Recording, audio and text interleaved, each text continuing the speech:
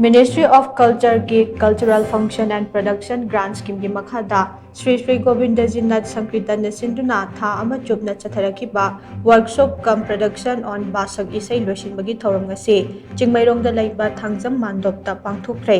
लोइसिनबगी थौरम मदुदा वांखै ए सिगी MLA Thangjam Arun Kumar JN Manipur dance academy की गुरु Manipur state Kala academy award दे मैहौबम सेटबान अमदे EZCC कोलकाता की बोर्ड ऑफ गवर्नर्स की मेंबर बुधा चिंथामना मरुओइबा मिथुंगलेन सिंगवाइना सरुक याखे थौरम अदुगा मरी लैनना वांखै ए सिगी एमएलए थांगजम अरुण कुमार हाई अखोई कल्चर असी खक्तना अखोई असी कनानो अमदि कदाइदगिनो हाइबसे मसक ताकपा ngomgadawribane lamdam amagi masagi लाइनिंग अमदि चटनाबि लैत्रबदे lamdam अदु हिंगना सिबगा पांखक ओइरबने lamdam असी पिक्चर अबसु खंदामिनरिबा फुरुप सिंग असिगी मसा मसागी ओइबा कल्चर लैजबना मालेमदा सखंगनरिबने मरु ओइना lamdam असिगी पुंग जगोय अमदे नाथ संकीर्तन असिसो मांगबा याद्रबा अखोइगी लन अमने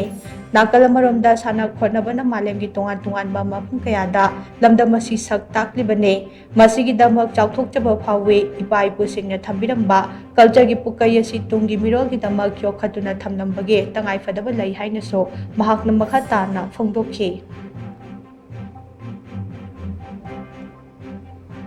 भारत की लेमाइदा सत्ता पदा भारत को रिप्रेजेंट करने होनबदा सत्ता भारत को सत्ता होनबदा पृथ्वी के लेमाइदा कोई की कल्चर कोई ले कल्चर को चट का कोई सत्ता चली पुंग चलोम खंदे हराव खंदे मान तंबा रासलीला खंदे समूह पुतना कोई दुंबा यामना रिच कल्चर होय बदुंबा lamdam amani hai se ko na duna sigumba somam yam awada man biram sigi biram sida tabi ista lai bo ga guru su mahan dia dia ko ka yo ta so ka to biram si ngai je